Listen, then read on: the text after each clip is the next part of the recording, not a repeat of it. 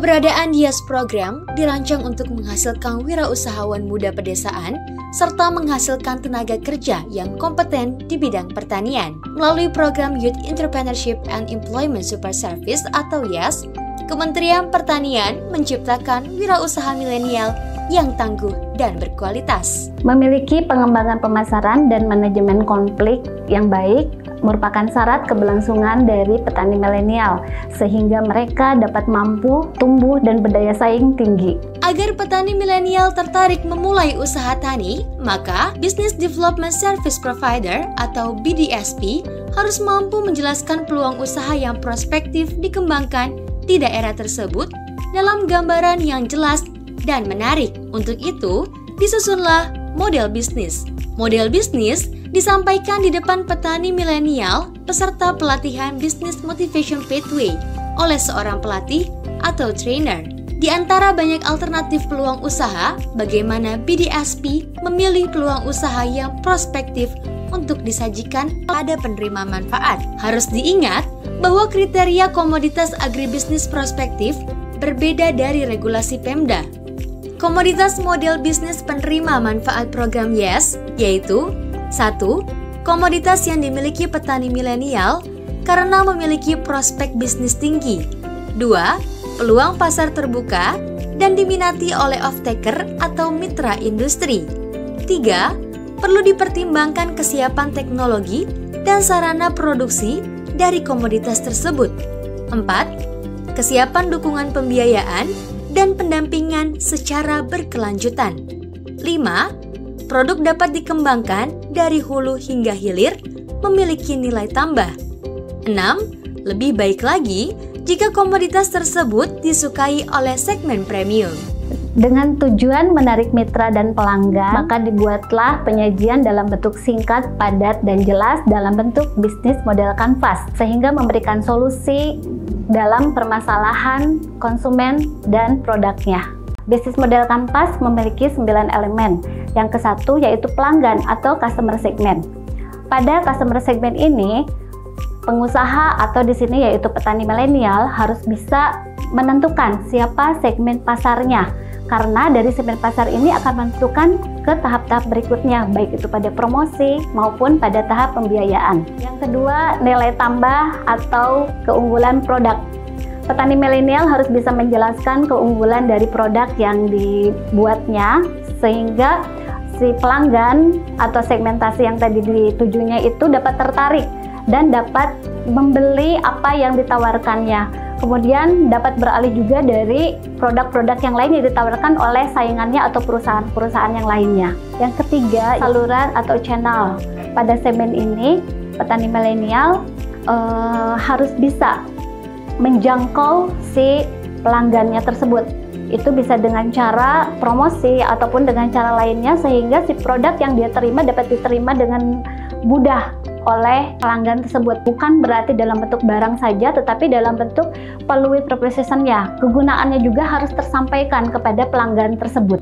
Yang keempat yaitu hubungan baik dengan pelanggan atau customer relation. Pada segmen ini, bagaimana caranya supaya petani milenial ini dapat melakukan pendekatan terhadap pelanggannya. 1. Bisa dengan cara bagaimana cara mencari pelanggan yang baru. Kemudian yang kedua, bagaimana caranya mempertahankan pelanggan yang sudah ada.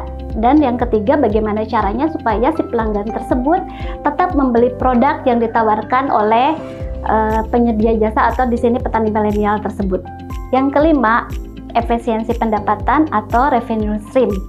Atau dengan kata lain, bentuk uang yang nanti akan diterima dari pelanggan.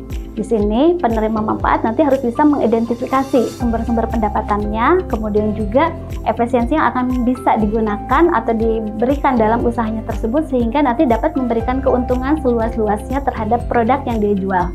Yang keenam, sumber daya inti atau key result.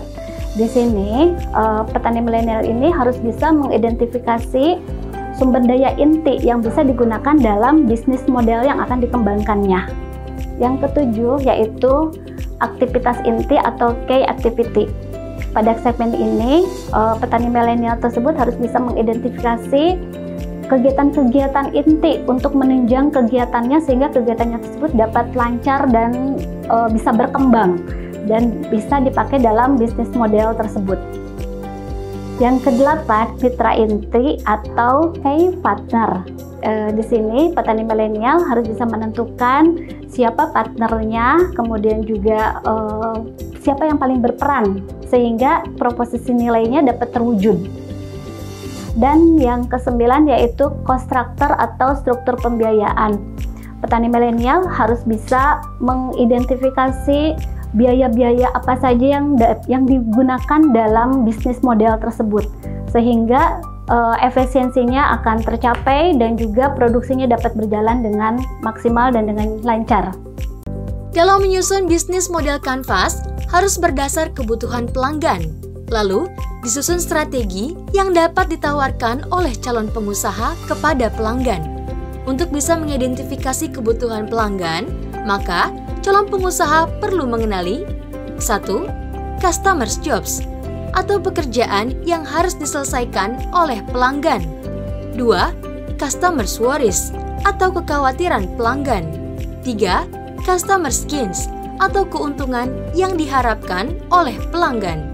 Proses identifikasi tersebut dapat dilakukan dengan melakukan riset online, melakukan survei pasar, mendengarkan kebutuhan atau masukan konsumen, lalu dilanjutkan dengan merancang produk yang solutif, menguji coba pasar, dan konsultasi mentor agar dapat menghasilkan produk yang solutif.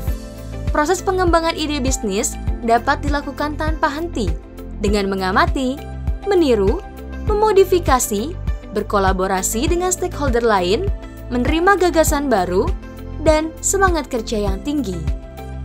Teman-teman pelatih di BDSP harus bisa memberikan penjelasan dengan singkat, jelas, dan menarik sehingga penerima manfaat dapat tertarik pada bisnis model yang kita tawarkan. Dengan bisnis model kanvas, gali solusi, tingkatkan kompetensi, pertanian unggul, Indonesia maju.